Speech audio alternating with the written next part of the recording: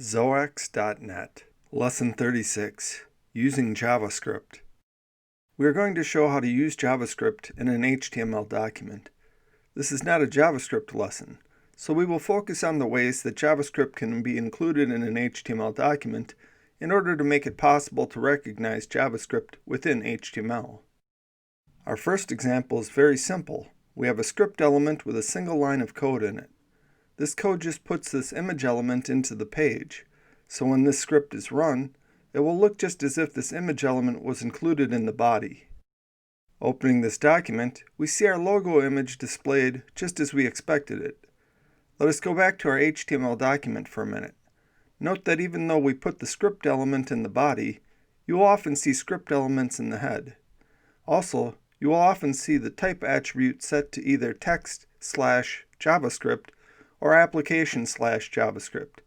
These are all just normal JavaScript elements. Just as we saw with styles, JavaScript code can be moved into an external file. We had just one line of JavaScript in our last example, which we can save in a separate JavaScript file. This file has the name XoaXLogo.js and uses the .js extension to signify that it is a JavaScript file. In the HTML document, we set the source attribute to this file name to use it. Notice that we removed the code because it will be included via the JavaScript file. Opening this document, we see the logo image just as before. The code runs the same whether we include the JavaScript code directly or put it into a separate file. In our third example, we have an event handler. An event handler is a function that executes in response to an event, usually a button click or something like that. This event handler executes when the page is finished loading. To do this, we set the onload attribute of the body to our function named f.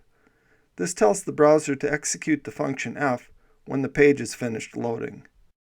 The function f retrieves the element with the ID equal to ID heading. This element is the h1 element. In the second line, we set the text inside the heading to XoaX.net. Opening the document, we see XoaX.net in the h1 font since it was inside the h1 element. This is fairly straightforward, but it might be a little strange if you have not seen JavaScript event handlers before. As we did previously, we can put the JavaScript in an external file, as we do here in our fourth HTML example.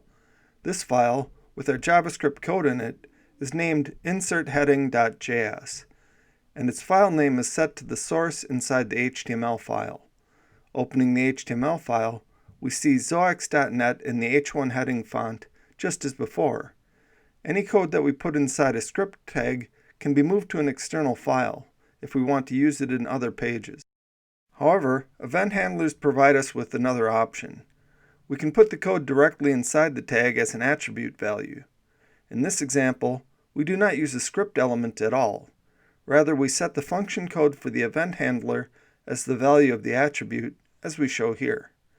The function looks a little different, but it is essentially the same code. Opening the document, we see that it looks exactly the same as the last two examples. So we have three ways to put JavaScript into an HTML document. We can put it inside a script element. We can set the source of a script element to an external JavaScript file.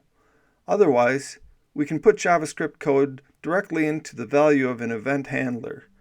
These methods are similar to the three ways that we make use of CSS styles in HTML. Finally, we remark that it is possible to disable JavaScript in a browser. This is less commonly done now than it used to be. However, you can still provide an HTML alternative via the noScript element for anyone who has disabled JavaScript. Here we have our first example with a noScript element added below the JavaScript. This will display the image just as our first example if the browser has JavaScript enabled. However, if it is opened in a browser with JavaScript disabled, the user will see the h1 heading that is inside the noScript element. Opening this document with JavaScript disabled, we see XoaX.net displayed in the h1 font. Of course, it would make more sense to use the image tag in this example, but if we did that, it would not be apparent that the noScript element was working since it would look exactly the same.